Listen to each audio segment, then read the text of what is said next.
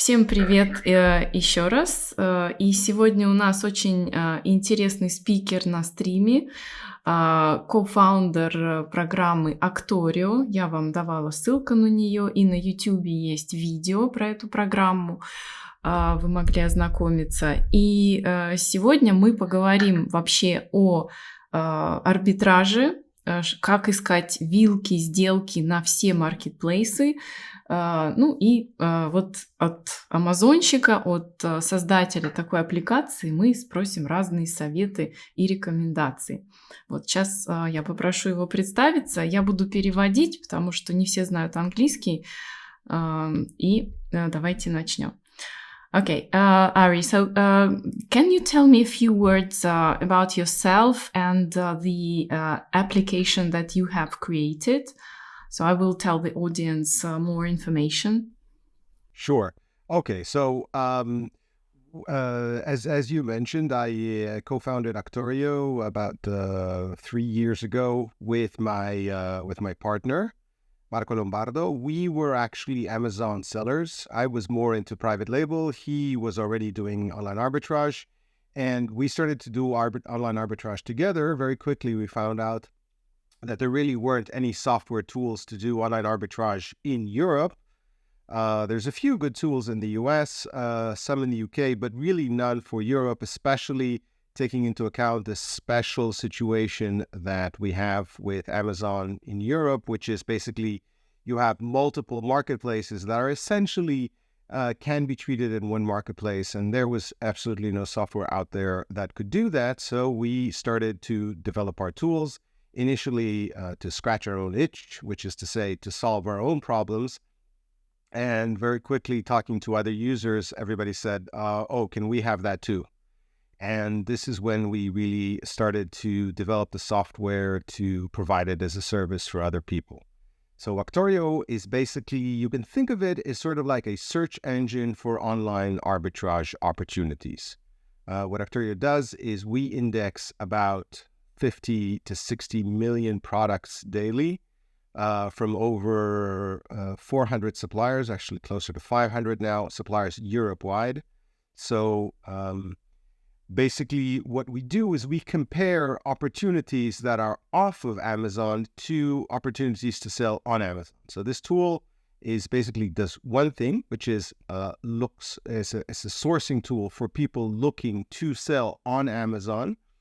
And what kind of makes it special, actually, it makes the entire business model special, is we do not do any importation from China. All of our products, 100% of our products are all sourced in Europe from European suppliers. And we have both retailers and wholesalers. And basically what Actorio tells you is how much margin you're expected to make, where you can purchase the product, and what sales volumes you can expect. Obviously, predictions about the future are always difficult, but it tries to predict how many sales you are going to make, because obviously if there's margins in a product, but there is no sales volume, then it's not very useful for you. Yeah. Okay, thank you. So because it's a translation, I need to translate just... Oh, sorry. Yeah, Sorry. because this is just me, a translator. So let me tell my audience the translation. Thank you so much. Значит, Ари представился, да, то есть он создал эту аппликацию вместе с кофаундером, и он сам больше занимается private label, а кофаундер как раз занимается онлайн-арбитражем.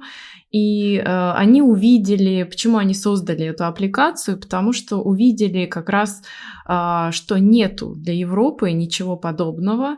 Есть на рынке Америки, конечно же, это огромнейший рынок, а для Европы ничего такого не было придумано. И они постарались сделать аппликацию, которая работает со всеми рынками. В этом ее действительно уникальность. И они также берут во внимание в аппликации и спрос, и продажи, но здесь речь не идет о китайских каких-то товарах, да, то есть здесь идет именно работа более с более 500 поставщиками Европы, то есть всех стран Европы, да, но не всех, да, у вас на сайте есть именно с какими поставщиками, с каких стран они работают, да, то есть основные маркетплейсы, где находятся, и даже и Нидерланды у них добавлены, и есть оптовики. Ну, в общем, эта аппликация работает непосредственно для европейского рынка, чтобы помочь находить поставщиков товаров именно внутри Европы. Я постараюсь переводить побольше, но давайте, как сейчас получится. Если что, пишите вопросы в чате, да, то в комментах. Я там буду их читать. Слово я здесь не смогу дать. Okay, yeah, so this is a really interesting app, I should say. And I was really interested to know why would you develop the application for EU market, not for US market? Because US market is huge and there is a huge demand. Many people are doing online arbitrage. When in Europe, online arbitrage is less popular among the European sellers. They mostly concentrate on private label, as I see. So why did you pick this target audience, like online arbitrage sellers who, sell in Europe? Yeah. Right. Yeah. I mean, great question. Of course, I'm partially American, so of course I have deep knowledge of the American market. I've also sold on Amazon in there, and it is really a big market, but it's kind of a question.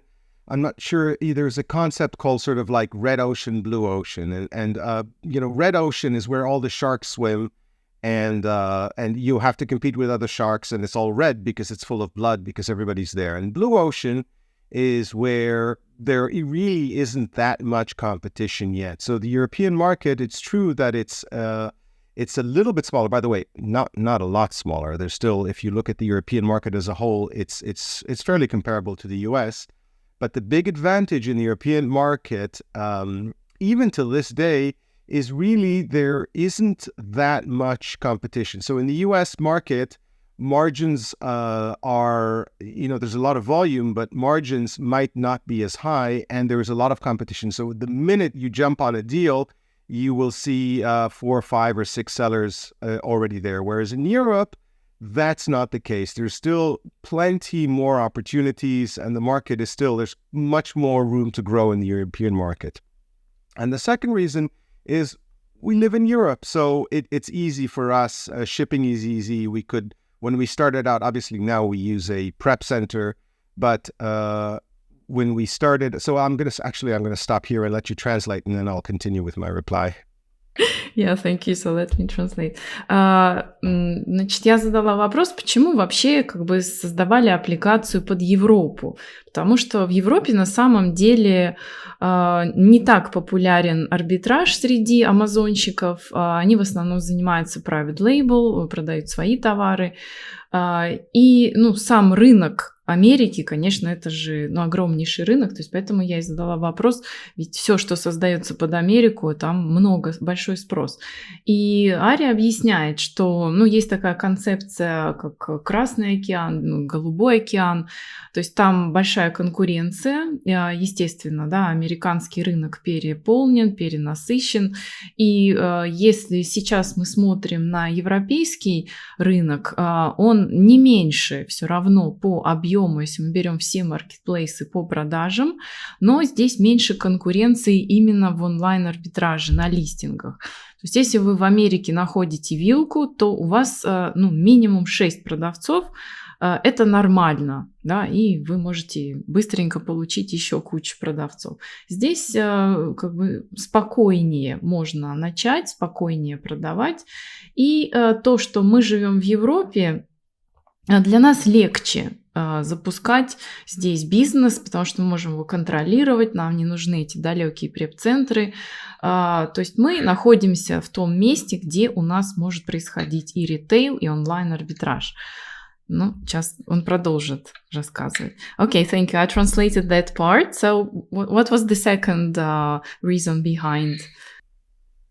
So the second reason is more prosaic, which is basically we are in Europe. It's very easy for us to start. When we purchase from European suppliers, we started off by shipping to our own homes. Obviously, now we use a prep center, but back then it was easy to ship to our own homes. We could inspect it ourselves and we could start the process ourselves. So, I mean, as an entrepreneur, you always see that, and speaking to hundreds, if not thousands of entrepreneurs, the biggest problem is getting off the ground, is making the first step. So the more steps you have to jump through, the less likely you are to start. And for us, starting was easy. We started at home.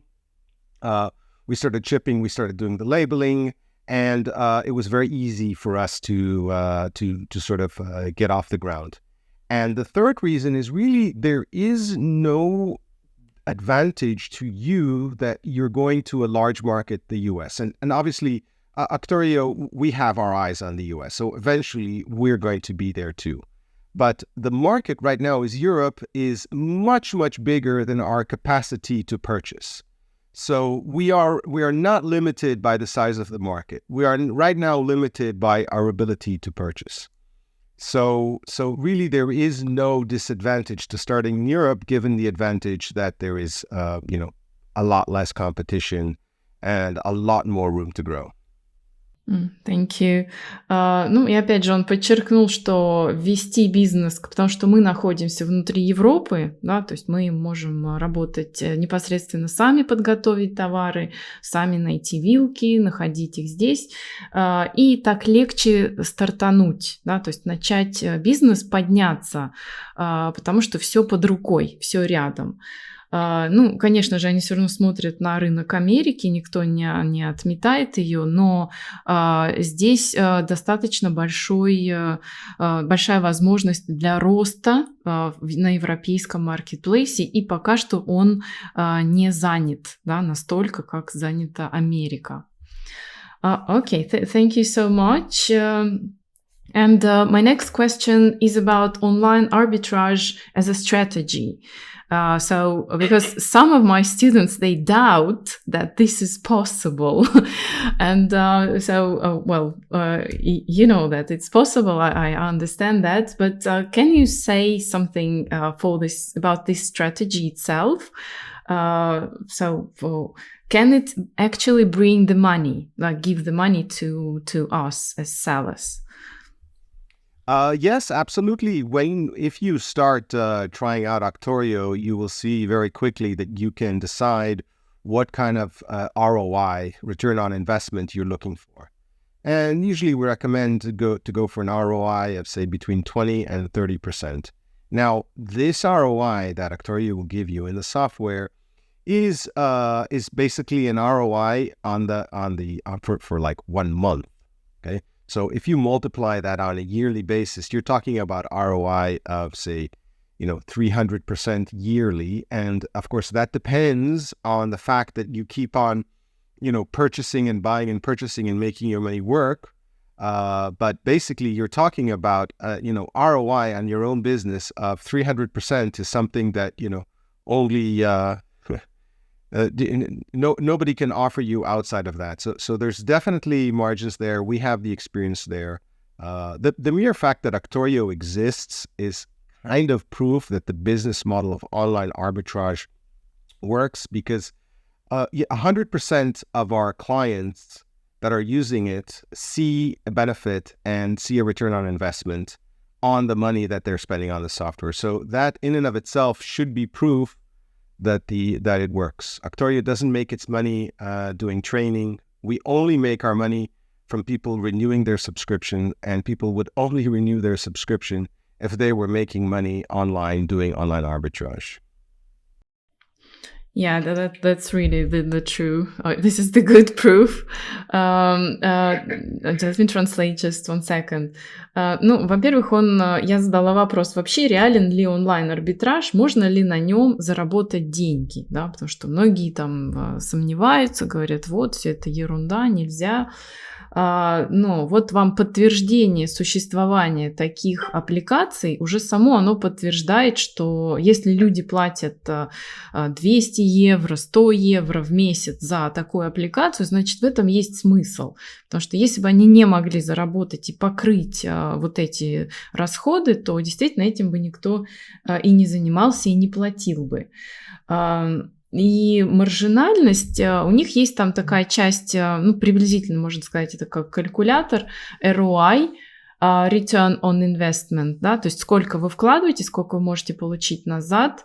И вопрос здесь можно рассчитать, например, если вы продадите эти товары там в течение месяца, он тоже вам показывает. Но вот как раз сейчас вопрос про калькулятор я ему тоже задам, есть ли там калькулятор. Но действительно, то есть у Actorio, сейчас спрошу, сколько уже подписчиков, ну, люди бы не платили, то есть там аппликация стоит 200 евро если вы занимаетесь всеми рынками, то действительно это как бы хорошие деньги, и люди бы просто так не платили бы их. The one question that I had from my students regarding the calculator. Do you have any built-in calculator on the app to calculate the margin? Because maybe I missed it. Yes, absolutely. So every product on Actorio will show you the exact margin. Now, this is not your grandfather's Amazon profit calculator, which is not very accurate. This the Actorio calculator works very, very well, and we encourage all of our clients to use that and to actually not use the Amazon profit calculator.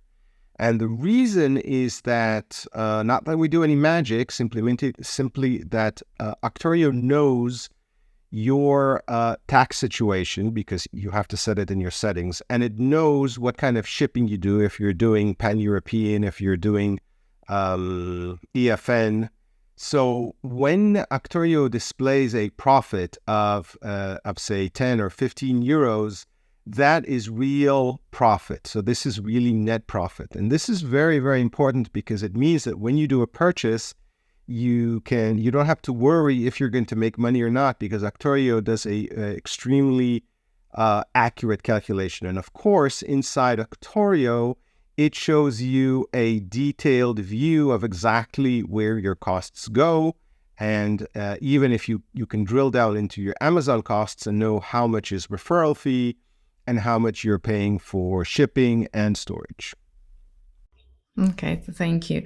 Там действительно есть калькуляция, и когда мы настройки делаем в нашем аккаунте, то мы уже отмечаем, мы зарегистрированы на НДС, не зарегистрированы, то есть он может по умолчанию нам рассчитывать, потому что комиссии в Европе очень разные, и есть возможность продавать как EFN, как Pan-EU, то есть эти комиссии будут разниться, то есть у них можно это отметить и получать расчет свой ROI, смотреть уже непосредственно в этом плане.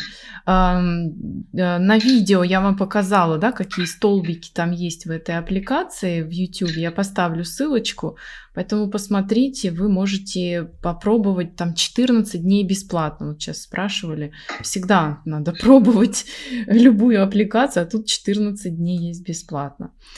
Okay, great. Let's move on. My next question... Just let me add one more thing, is that for us, because in Actorio, and I don't want to turn this into an ad for Actorio, but there is one thing that's... because I know that we... at the end of the day, we just want people to start doing online arbitrage, is that when you... oh, shoot, I lost my train of thought. When you sign up for Actorio, Actorio does give you 14 days free trial, so your audience will have access to 14-day free trial, which is really completely free, and we also offer free training on that time, because we believe that we're going to have success when when our clients have success. So as long as our clients are making, so our number one interest is for our clients to make money, because when they stop making money, they stop paying. So for this reason, we offer the 14-day free trial, and we also offer a free live training that they can join at any time and answer any questions that they might have. Oh, great. I didn't know. And how can they join the live training? I'll send a link. Let me see. I'll send a link. We currently offer in Spanish, English, and Italian. So let me send the link here.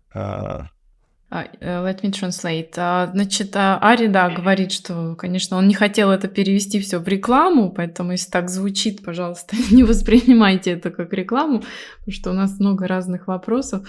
Но у них есть даже бесплатный тренинг по стратегии, но на испанском, английском и итальянском. Сейчас он даст ссылку, я вам тогда поставлю. И можно, как бы для них задача, чтобы и у вас получилось, да, потому что у вас будет получаться, тогда и у них будут подписчики. Так что, видите, у них даже есть бесплатное обучение. Ну, я про него не знала, сейчас я тогда вам дам ссылку.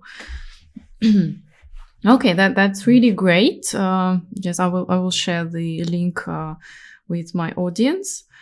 And yeah, so let's move on to the topics that to the questions. So in terms of the European market, so what market would you recommend to concentrate on in Europe?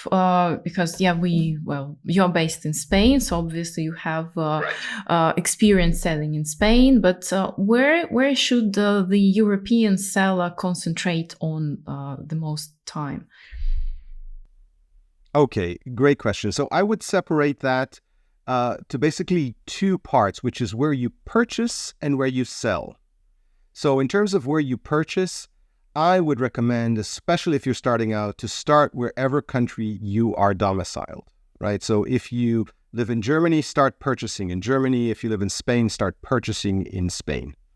Now, if you live in like a smaller marketplace like Holland or Austria or one of those, then yeah, you'll have it a little bit more difficult, because then you will want to establish purchasing in one of the other major countries, either Spain or Germany or Italy or France. But if you are in any one of the major markets, which is Spain, Italy, Germany, France, or the UK, of course, then you can just start off there. Now, in terms of selling, and this is something that might seem a little bit scary to some people, we recommend selling on all marketplaces from day one, because I want to dispel one very important myth that stops people, which is that you need a VAT number in a country in order to sell in that country, and that's just not true. So you can sell in all European marketplaces from your home country. You might have to register for what's called OSS, one-stop shop. In the beginning, you don't even have to worry about that. So once you get to have to register OSS, you can do that. But you start by selling in all marketplaces and purchasing at your home marketplace. Yeah, okay, great. So let me translate that. That's really valuable. Значит, я задала вопрос, вообще на каком рынке надо концентрироваться в Европе, где продавать. Потому что рынков много, и Amazon постоянно открывает новые, но куда же нам все-таки вкладывать свои силы и время? И его совет начать все-таки с того, где вы находитесь, то есть в Европе есть возможность продавать из вашего, как говорится, да, дома, да, home marketplace. То есть вы, например, находитесь в Испании, вы из Испании можете продавать на все рынки. И здесь будет вопрос закупки товара. Да, если он советует начать закупать товар там, где вы живете, где находитесь, где ваш бизнес. Но продавать мы можем на все рынки, и это можно делать с первого же дня. И оборот на другие рынки, как только превысит 10 тысяч, вот тогда нужно регистрировать ОСС. И можно продолжать продавать вот по этой же стратегии без регистрации НДС в других странах. Вот, то есть можно делать такие вещи сразу. Поэтому он всем советует не замыкаться на одном рынке, а сразу же продавать на все. Вот. Ну, опять же, да, то есть у нас здесь не налоговый специалист, да, то есть это совет продавца. Хорошо, идем дальше. Okay, thank you. So my next question will be about Spain. And Sure. I would like to ask you some, I would like to give you some advice about the start selling on Amazon Spain. If you are here, live locally, so you are the resident of Spain. So what are the options to register as a business, to sell on Amazon, and how it works? So just the information that you know. Thank you. Sure. Okay, so in Spain, if you are what's called so in the UK it's called a sole trader, here it's called an autónomo, then you it depends on who you ask.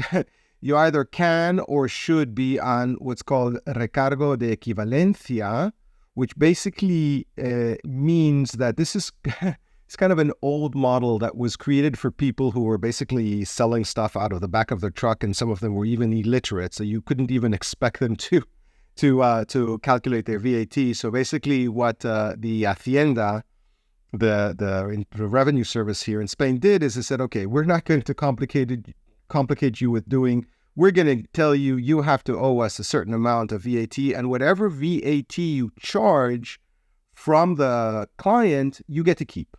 Okay, so you pay, say, 250 euros a month VAT fixed, and anything that you charge, you get to keep. So this means that if the ticket item is 100 euros and the tax is 21, usually you charge the client 121, and then you pay the Hacienda 21 euros.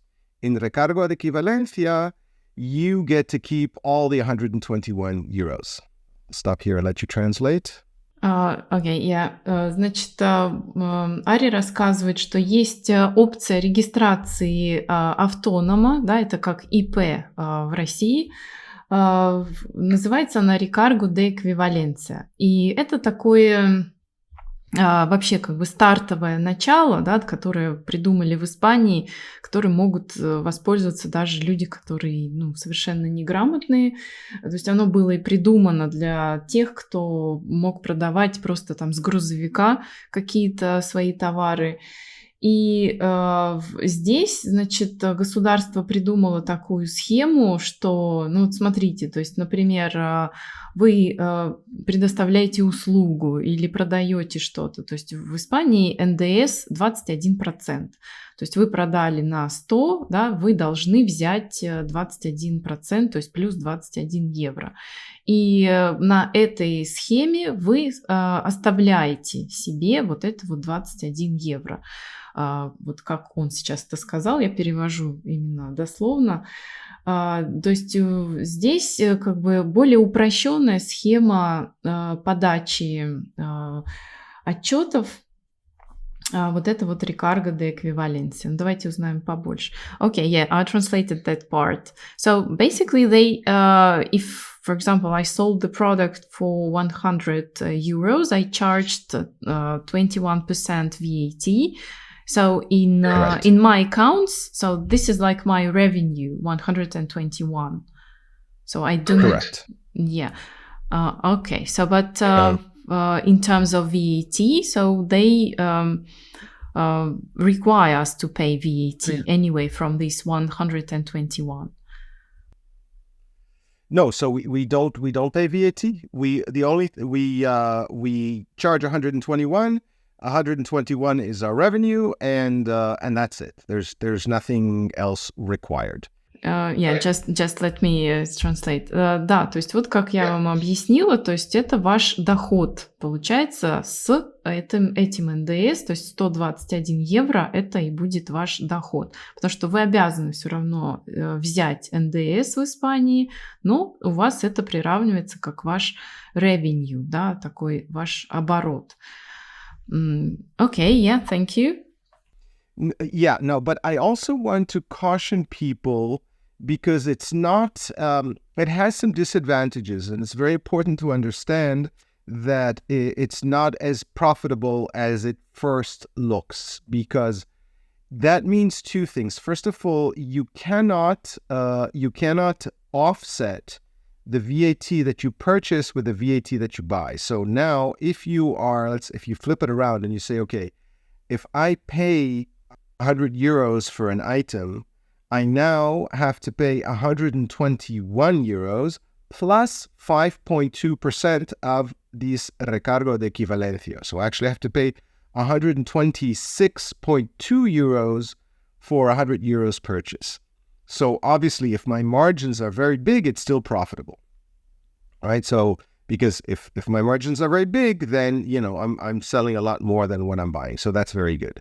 The other disadvantage is that we can no longer expense our expenses. So if you're used to expense like maybe electricity, maybe some of our rent.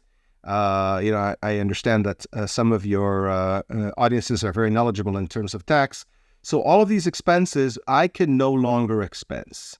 So if my expenses are low and my margins are high, it's a good business model. If not, then you want to take a look at it very carefully. Okay, thank you. И здесь, значит, Ари предупреждает, то есть на этой форме автонома нельзя списывать НДС, да, то есть когда вы закупаете у поставщиков товар, обычно, если у вас можно списывать НДС, да, если он у вас зарегистрирован, то в этом случае, то есть это вы не можете это списывать. И он предупреждает, да, что здесь есть еще дополнительный налог, вот который как раз и в recargo de equivalencia, чем он отличается, это еще чуть больше 5%. Соответственно, чтобы выгодно, иметь выгодный заработок на этой стратегии, то есть должны быть большие, маржинальность большая, и хороший объем продаж. Потому что здесь идет еще дополнительный налог, который нужно учитывать. Вот. И он об этом предупреждает. То есть если вы с этим не знакомы, да, не справляетесь, то есть нужно смотреть на другие формы регистрации. Сейчас я спрошу. Okay, so and if you sell as a company, as a Spanish company, or what would you recommend? So it would be much easier, right? So nothing like that. Yes. So if you sell as a Spanish company, then we're back to what probably most people that are familiar with are familiar. So that means that the VAT that you charge, you have to give to the government. And the advantage is that every VAT, all the VAT that you purchase can be offset for the VAT that you charge. And you can expense all your expenses, including so you can offset your home rent and part of the electricity bill. And there's a lot of stuff. Talk to an accountant. I'm not an accountant, but definitely there's a lot more stuff that you can set off. Okay, just a second. И да, то есть такой момент, что на recargo de equivalencia вы не можете списать в расходы электричество, съем жилья, если вы работаете из дома. То есть тут меньше возможностей на списание вот таких вот вещей, но если вы открываете компанию, то это все, конечно же, уже работает по нормальной схеме. Вы можете возвращать НДС от закупленных товаров и списывать всевозможные расходы. Но по правилам Испании, насколько я поняла из слов инвестора, с которым работаю, то e-commerce в Испании именно должен, если вы не хотите компанию, то автономно должен быть именно вот по этому режиму зарегистрирован, вот, чтобы не было проблем. Okay, so it's just the question from me, right? Because some of my students, they purchased a course from tax, advisors, because they are not even accountants, and they think that they know everything about Spanish taxation. And they want to file reports themselves. So what would you advise to these students? Oh, I hesitate to offer advice. My personal view, I am a Spanish citizen. I've been living in Spain for 20 years now. I speak fluent Spanish. I sometimes, if I'm lucky and if I get up early enough in the morning, I can be confused for a Spanish person. I would never dream of trying to do the taxes myself. And two reasons. First of all, the Spain tax code is extremely complicated. Okay? This is not the UK. This is not Germany. Things are complicated here. There's a lot of rules, and you want to make sure that you have somebody that really is up to date, and things change, right? So you want to make sure that there's somebody that takes care of it. The other thing is more a question of, when you are an entrepreneur, the number one resource, the most expensive by far resource that you have is your time. So if you are going to spend time doing your accounting, you will not spend time doing other things. And accountants are not expensive in Spain by any stretch. If you're an autonomo, you're maybe taking a look at 80 euros a month. If you're a company, maybe 120 a month. And believe me, it will take you a lot more time. And just one more thing, and then I'll let you translate. In general, in entrepreneurship, you have to figure out how much is your time worth. So for me, I calculate my time at 100 euros an hour. If you want, you can calculate it at 50 euros an hour. Calculate how many hours you're going to spend on your accounting that you can do doing other things like growing your business. You have to learn how to delegate. And this is especially true in online arbitrage, because apart from accounting and other things, you're also going to have to delegate some of your tasks with online arbitrage. Because if we're talking about people who grow to 100,000, 500,000, €1 million a month, and we have clients who do that, they are all masters of delegation. They figure out, they learn a task, they do it themselves, they learn it very well, and then they immediately hire a VA to teach them how to do that. There's a lot of tasks that are boring and repetitive.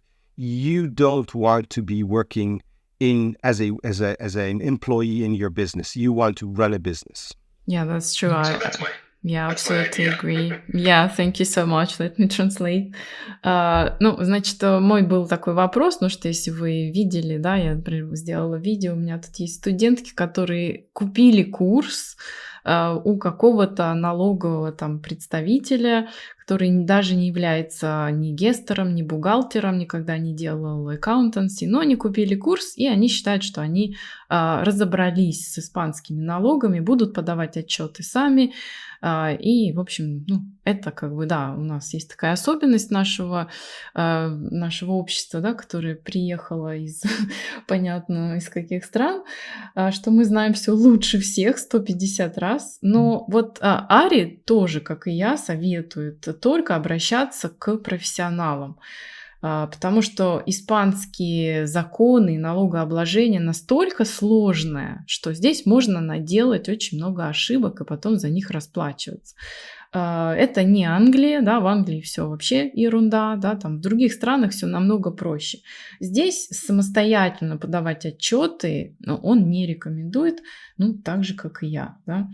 И вопрос вообще во времени, понимаете? То есть это такие моменты, как сидеть и подсчитывать вот эти все отчетности. Это занимает очень много времени. Бухгалтер в Испании не так дорого стоит. Вот в районе 80 евро в месяц, если у вас автонома, и 120 евро в месяц, если у вас компания. То есть это не такие большие деньги, и вы можете вполне их вписывать в свой бюджет.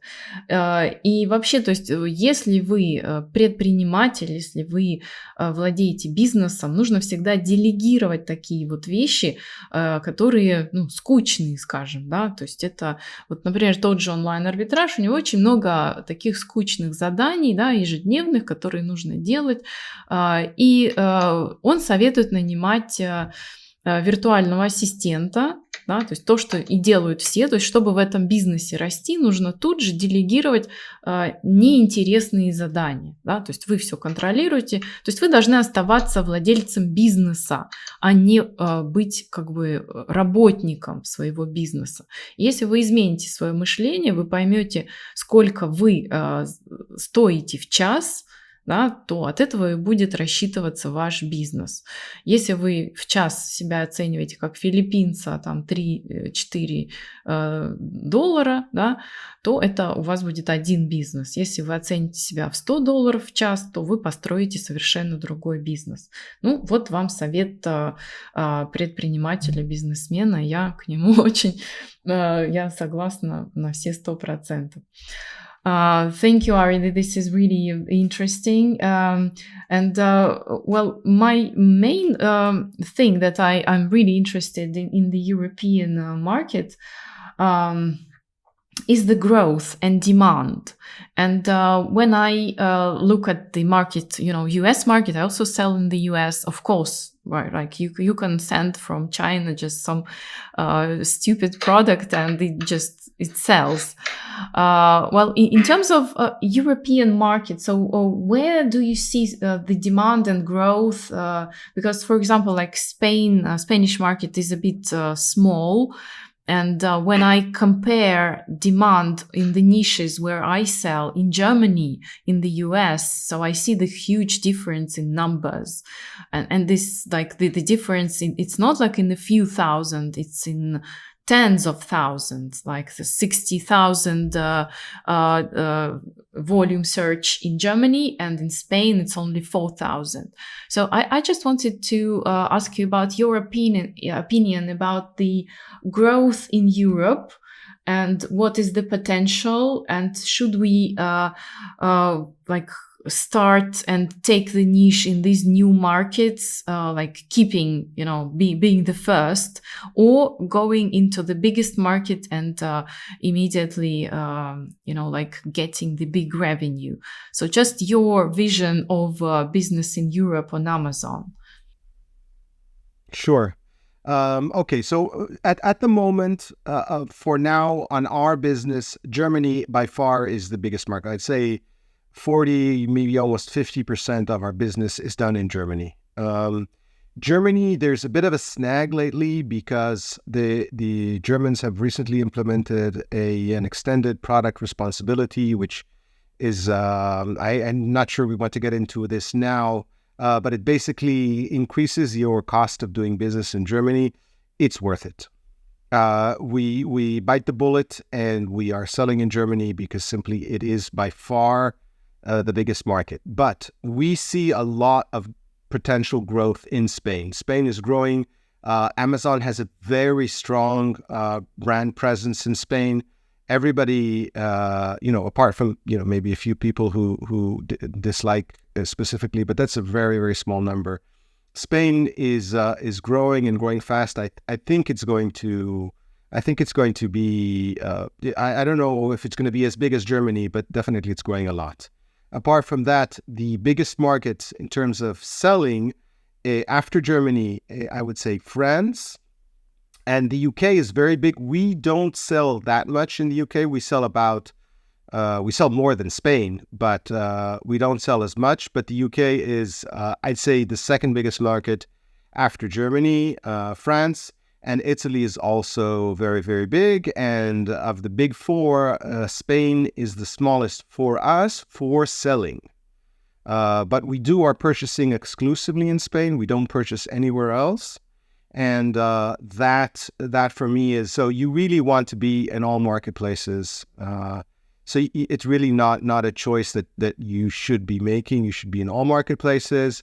So it's more in terms of interest. But since you're going to be in all marketplaces, you don't have to think about it. Just be in all marketplaces. And when Spain grows, fine, then you'll enjoy the growth in Spain as well. Yeah, that's true. Yeah, I can agree with that. Yeah, and maybe Spanish are very lazy, like with mañana, so they're a bit putting it off. But we'll see how it works.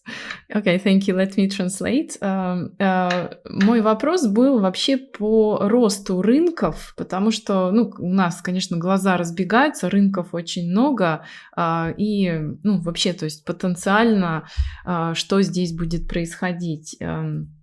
Потому что я сама, например, я думаю, стоит ли мне здесь регистрировать НДС в Испании, и на те товары, которые продаю я в Германии, я вижу, что спрос здесь намного меньше. Конечно, определенную сумму здесь можно заработать, здесь нет, они вообще не представлены некоторые, но спрос весь в Германии. И вот Ари подтверждает, что да, действительно, немецкий рынок самый большой, он самый активный. И даже то, что немцы сейчас ввели вот эти все EPR, что нам нужно регистрировать налог на утилизацию упаковки, если вы хотите продавать электрику, то на утилизацию электрических всяких товаров и батареек, и вести, да, опять же, эти отчеты. Немцы есть немцы, да, с ними сложно сопротивляться. Он говорит, что это того стоит, потому что объем рынка очень большой, и все, что вы хорошо и правильно начнете продавать на Германию, вам будет просто, большой плюс. И по росту рынков, да, например, испанский рынок пока что из вот этих основных рынков самый маленький, второй по объему он видит Францию и потом Италию. Там действительно, вот я, например, как раз и думала, что лучше я, наверное, Францию зарегистрирую НДС, чтобы ввести товары, потому что в Испании он видит все равно, что здесь будет рост, да, это, может быть, займет побольше времени, но потенциал очень хороший, то есть Амазон здесь хорошо представлены со своим брендом, и продавцы, заходят на этот рынок. То есть здесь, может быть, в силу, вот я сказала, может быть, такая немножко ленивость испанцев, потому что они сами по своему характеру не очень активные. Вот. И, может быть, тут есть в этом тоже какая-то суть. Хорошо, так, какие вопросы пишите, сейчас я почитаю. Okay, so I will have a look at the questions. We have a question about the deals that Actorio finds. If there are many, so if there is a deal that we find on Actorio and we start selling it, so it will be open to many sellers and we might get a lot of competitors immediately. So what do you think about that? So just before, so they send to Amazon and then, okay, so we have too many sellers. What shall we do? Yes, great question. Yes, obviously we get that question quite a bit. It's true, Actorio has become kind of the de facto standard for anybody that's doing online arbitrage in Europe. So there's a lot of people that have access to the same information as you. And what we see so far, so in terms of, I'll start from the end, which is basically what we see we don't see too much competition on the product. And the reason is very simple. The ocean is very, very big. Since Actorio indexes 500 suppliers and over 50 million products, it's very difficult for people to run into each other. And when you see products that are, most products, and of course, Actorio will display what kind of competitors. So there's a column in Actorio that shows how many competitors you have and how many of those are FBA. So first of all, I would say that I only consider competitors other people who sell FBA, because people who are not selling FBA, they're never going to win the buy box from me if I am an FBA seller. And most of our products, we see very little. And the reason is that people choose different suppliers, find the suppliers that they like, and it's sort of like naturally distributed, and the ocean is so big that really it's not a problem. Yeah, that's true. And basically, what happens? So once I get your deal, then I go to, to the variation or whatever from the same deal. I can find other deals that you haven't noticed, but I did. So it's actually like the lead to the website, to the product, where you can find more deals, right? So it's not like staying in one deal. Yeah. Okay. Yeah, there's actually, I don't know if you want to stop and translate, because I have a comment about what you said. Okay, just 1 second. Значит, нам задали вопрос, да, что, мы купим эту вилку, сделку, и пока наш товар не дошел до Амазона, там уже набежали продавцы. На самом деле, во-первых, опять же я поддержу Ари, да, то есть наши конкуренты — это только FBA, те, кто будут продавать в прайме, и поэтому даже не рассматривает, если там придут FBM продавцы, но и настолько большой океан, да, всего этого, что здесь не нужно там этого бояться. Конечно, у них уже подписчики увеличиваются, становится популярная аппликация, но, во-первых, то есть тоже это как мой совет, и я, например, нахожу вилку, и через нее по вариациям, да, потому что мы когда заходим на этот сайт, он нам все равно предлагает еще какой-то товар, и вы находите совершенно другой товар, который вам Actorio не предложил, но вы через него все равно переходите на эту вилку. То есть, очень много вариантов таких в работе с ними. Например, они вам соединили одну вариацию как вилку, а вы видите потенциал в другой вариации, которую они вам не подсказали, например. И вы можете закупить ее. Так что он говорит, что это не такая проблема, да, то в других аппликациях, да, которые я использую, там я видела действительно сразу 20 продавцов по Англии, поэтому я их никому не рекомендую. Здесь такого я не вижу. Okay, so I translated that part. So what else you wanted to comment? So the other thing that I want to comment is that because you mentioned discoverability, and this is something that we've been working on. So we've added a feature fairly recently, actually, maybe not so recent anymore, that's called reverse search. And basically the idea, a wise man once said that when you're an entrepreneur, you don't buy what you can rent, you don't rent what you can borrow, and you don't borrow what you can steal. So in that vein, we have a reverse search that basically enables you to spy on other sellers on Amazon, figure out what they're selling, and will also tell you where you can source, where you can purchase the stuff that they're selling. So basically you can import a shop, and if some sellers sell, thousands of products, you can import thousands of products, see what the other seller is selling, and also immediately Actorio will tell you multiple options for each product where you can purchase it. So, by all means, copying the strategy of another successful seller is a very good way to get started, and even after you get started. Yeah, great tip. So I will translate now. Thank you. Здесь еще смотрите, то есть это не только аппликация вилок.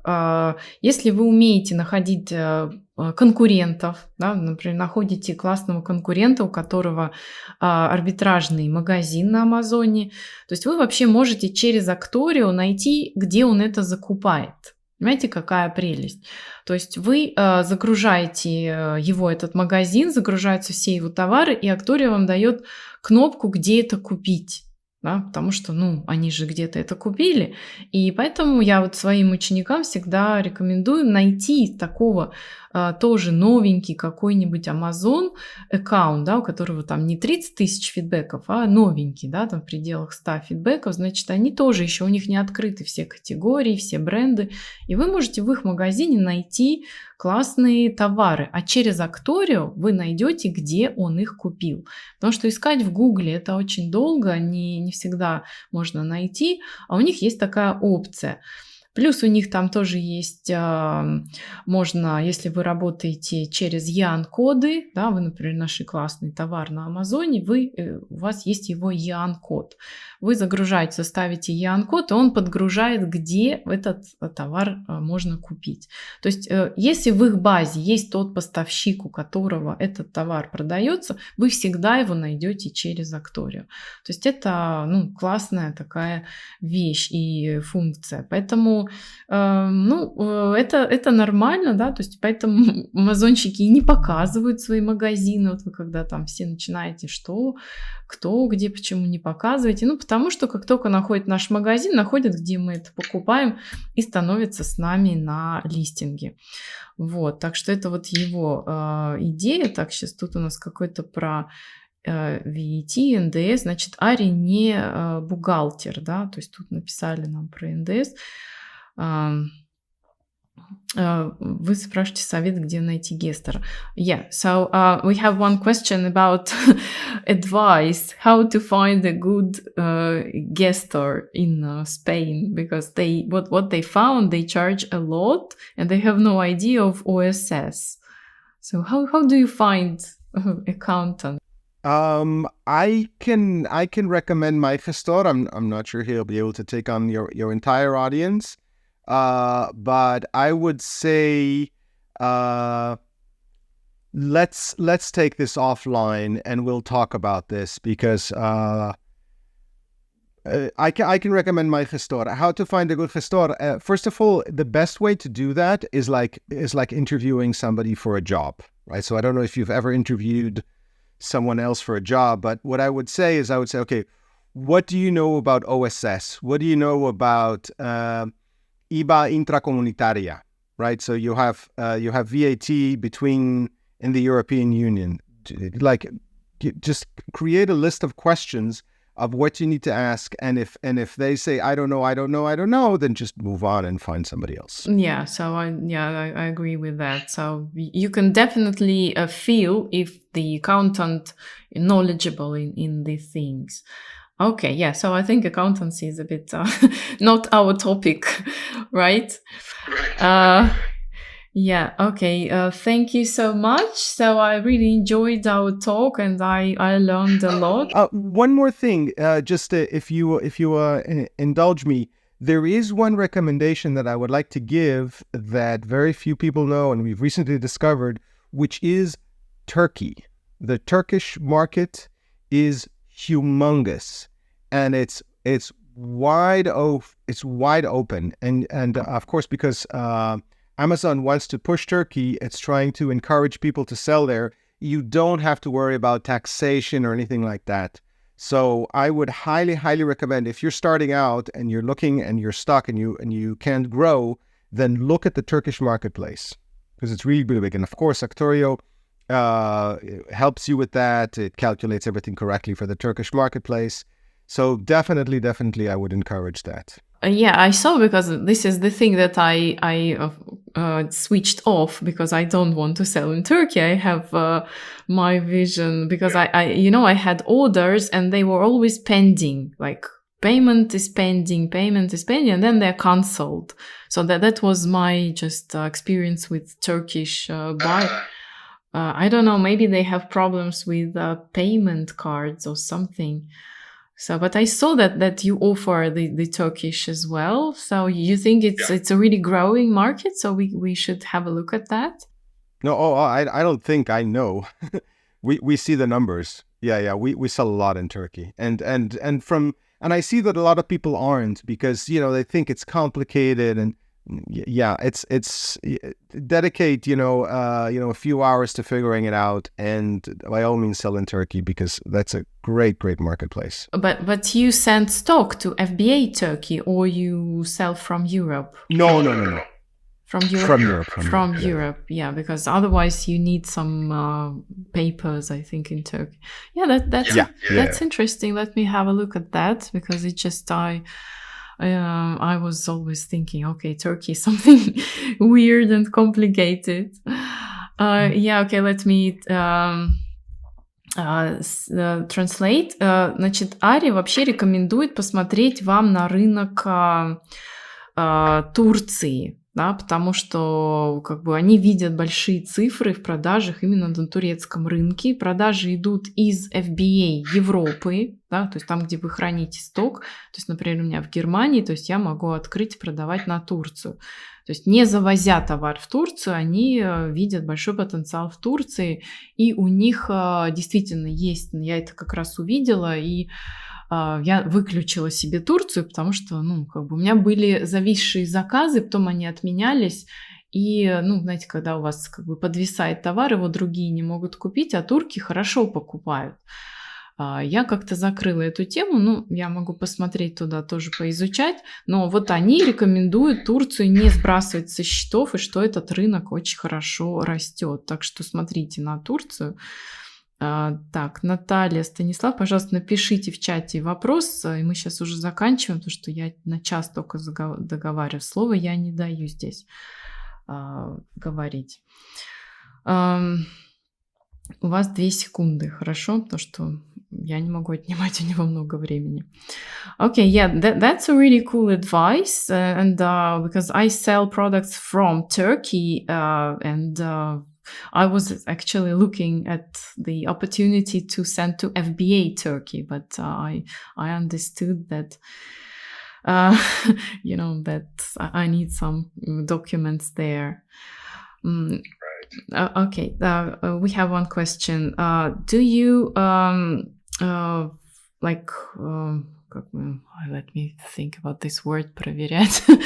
So some Russian words are not translatable, Do you thoroughly check your suppliers, that you offer us? So are they like the good suppliers that we can trust? Yeah, so we don't do a full verification process. That's kind of on you to do that. If we had, and this happened a few times, if we get notifications that a supplier is straight out just a fraud, then we of course take him off the platform. Not all suppliers are created equal. So a lot of times, you're going to see that one supplier has, low matches, low quality, or by the time you get there, they're out of stock or stuff like that. And if you find that with a supplier, then, you might want to use that supplier less, or, you have to understand that. There are suppliers personally that are on Actorio that I personally don't particularly like, and I don't mind sharing this with you or your audience. There's people like, for instance, Big Buy is on Actorio, and I personally don't source from them. But, every time I say that, I have a student that says, no, I source from them, and I'm very happy. Zoo Plus is another supplier that I didn't find very, very good. It's on Actorio, but it's kind of frustrating. So, but, you will have to, that's part of the work that you need to do. I mean, in any business in the world, you have to do a lot of work, and this is the least amount of work that you'll ever have to do in any business in the world. So if it's too much work for you to go through the suppliers and figure out which are good or which are bad, then I don't know, maybe entrepreneurship is not for you. But definitely you will have to go to the suppliers one by one. And when you start, if the business is going well and you're convinced about it, and when you start hiring VAs, the first task that you want to give a VA is to daily go there and scan the suppliers to make sure that you grab the best deal first, because speed really is important, right? The deals disappear faster on the purchasing side than on the sales side. So it's much more common to go and to figure out that the product you want to purchase is out of stock than that it stops being profitable on Amazon, which of course also can happen. So by all means, go through all of them And as soon as possible, if you're happy with it, hire a VA and get that VA to do it. By the way, another recommendation, we hire our VAs on Upwork, which kind of worked well for us. These days, you can probably even find VAs that have experience with Actorio, although I wouldn't necessarily take somebody that has experience with Actorio because I prefer to take some because they might be a little bit more expensive, right? So I'd rather take somebody who's smart and is eager to learn. We have our own interview process. We have a few questions, and after that, you go ahead, you hire a VA, and you train them on doing these things because this really is what separates the girls from the women or the boys from the men. Is your ability to delegate. Yeah, that's true. And can I ask you about just your recommendation? What's the questions you ask your VA? Just maybe a couple of questions, because this is really important, how to distinguish. Oh, yes. Okay, so I won't tell you all of the questions because most of the questions are pretty obvious. Do you have experience? But there is one trick that we do, and we found very effective, which is about, not at the beginning, not at the end, but maybe 3/4 down, we ask a question of, what is your favorite color? Wow. And anybody that doesn't answer that question in their reply, we know they're just, they're just mass posting to all of them and they didn't read it. So you want somebody who's details oriented. And the way to do that is to catch them with that question. Anybody who doesn't answer that is immediately disqualified from candidacy. This is really cool. Yeah. Okay. Yeah. Thank you. I will use that one. Yeah. Okay. It's very effective. Yeah, thank you. I will translate to Natalia the answer. Thank you so much.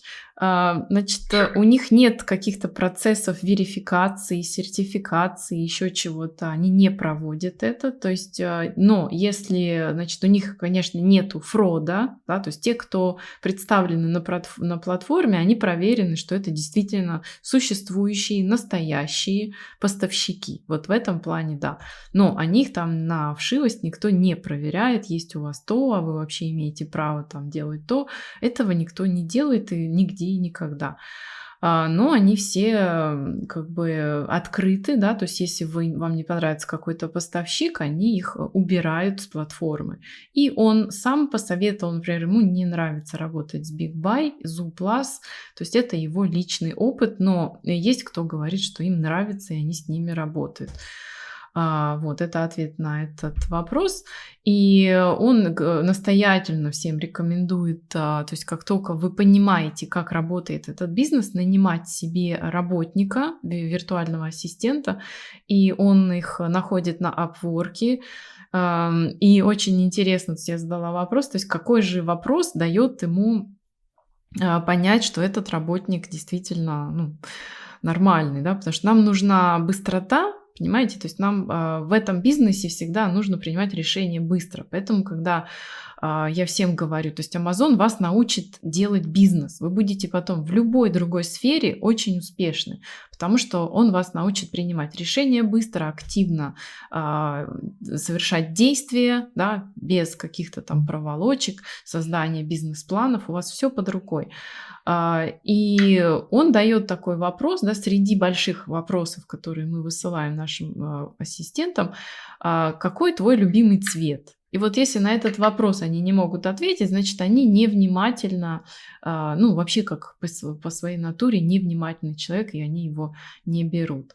И да, я тоже могу сказать, то, что самый сложный процесс – это вот выбрать хорошего работника, который будет внимательный. А от внимания зависит очень много, чтобы вы начали доверять свой бизнес. Ну хорошо, давайте мы будем заканчивать, потому что уже больше часа. Okay, Ari, thank you so much. That was really valuable, all the information, and I wish your project to skyrocket in European market and extend to the US. I hope we can make a meetup in Barcelona in October one day and Sure. have a chat and meet in person. Excellent. And we have the meetup this Thursday if anybody wants to join in Barcelona in the Petit Palace. I can send you the link to the you have the link to the meetup. Yeah, I will send the link to the chat, and I will advise everyone to go. Yeah, so thank you so much, and it was a pleasure to talk, and I hope we'll meet again and have more conversations. Yes, thank you very much. The hour flew by. I didn't realize it was so fast. It was fun. And it costs 100 euros, I know. Excellent. Okay, thank you so much, and good luck. Thank you. And we'll be in touch. Thank you. Thank you. Все, тогда всем спасибо. Ну вот мы приглашаем вас, мы будем организовывать с Ари встречу в Барселоне в конце октября. Я напишу про это отдельно. Это не будет какая-то встреча, что-то вам продавать, просто в баре мы, как говорится, let's go for a drink. Вот, так что давайте общаться, давайте обсуждать вопросы и развиваться, и встречаться. И он проводит митап в Барселоне в этот четверг. Я сброшу ссылку. Кто хочет, присоединяйтесь, пожалуйста. Вот живые амазончики в Испании, задавайте вопросы. Все, всем тогда пока и удачи. Большое спасибо. Большое на здоровье. Спасибо. На здоровье. Bye.